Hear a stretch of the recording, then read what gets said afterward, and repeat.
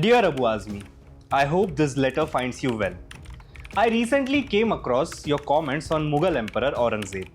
According to media reports, you said, and I quote, Aurangzeb was an able administrator. India flourished during his rule.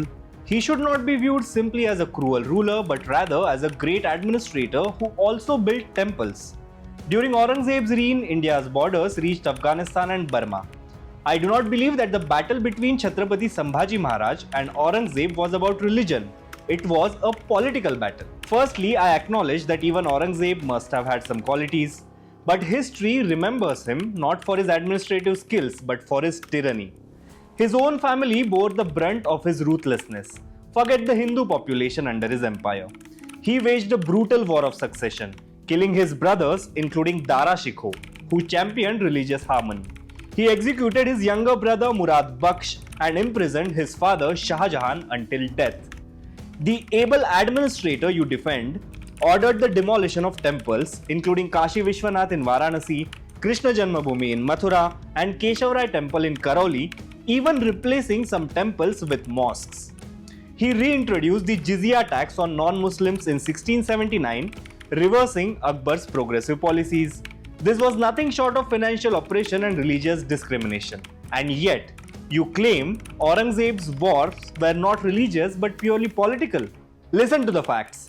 Aurangzeb executed Guru Tegh Bahadur, the 9th Sikh Guru, in 1675 for refusing to convert to Islam. His actions led to the rise of Khalsa under Guru Gobind Singh. His brutal campaign against Marathas resulted in the capture and execution of Sambhaji Maharaj in 1689, after which he was tortured to death for resisting Mughal rule. Historical records suggest forced conversions, particularly in Kashmir and Bengal, where Hindus were pressured to accept Islam. By imposing Sharia, jizya, forced conversions and demolishing places of worship, what kind of political war was Aurangzeb waging? Aurangzeb's rule was marked by religious intolerance, political assassinations and oppressive taxations, alienating large sections of the population.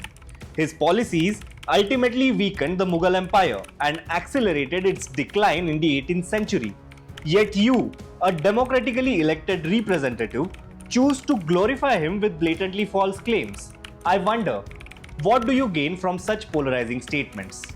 Is this truly your conviction, Mr. Azmi? If you genuinely believe Aurangzeb was a great ruler, then something is seriously wrong with your understanding of history. Even his own father and brothers would turn in their graves at your claims.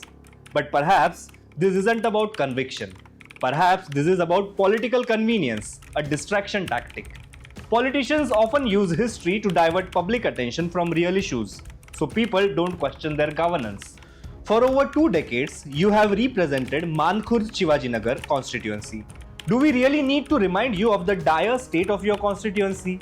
Yet, instead of addressing those issues, you go on TV and glorify Aurangzeb. Give them bread and circuses, and they will never revolt. This quote fits you perfectly.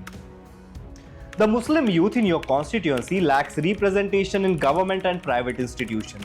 Crime and drug abuse are on the rise. But instead of addressing these urgent problems, you offer them praise for a ruler who has died 300 years ago. So I must ask, what was your real motive in making this statement? Right now, Maharashtra government is under fire over multiple issues.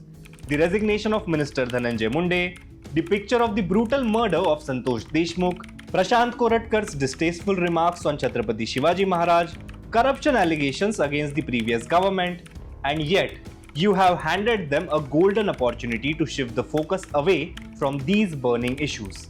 Since yesterday, all we see on television is your face and your comments. You have now been suspended from the assembly, but I do not think your suspension is fair. Instead, you should have been made to stand in front of your voters and explain why their real-life struggles do not top your agenda, why a 17th century Mughal ruler is more important to you than their present and future. What have you gained? If nothing else, you have derailed the opposition's attack on the government over law and order, corruption and disrespect towards Maharashtra's icons. Mr. Azmi, you come across as a Trojan horse. Someone who pretends to fight for a cause while actually helping the very forces you claim to oppose. By making such statements, you polarize communities, and in doing so, you strengthen your political opponents who thrive on division. You are not just disloyal to your voters, you are betraying the great state of Maharashtra. I have had tens of Muslim friends and colleagues, and I still do.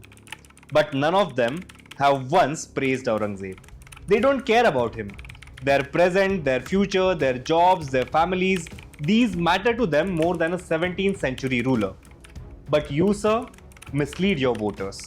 You offer them nothing but distractions, while those in power silently benefit from the divisions you help create. And for this, you shall never be forgiven. Yours sincerely, Tejas Joshi.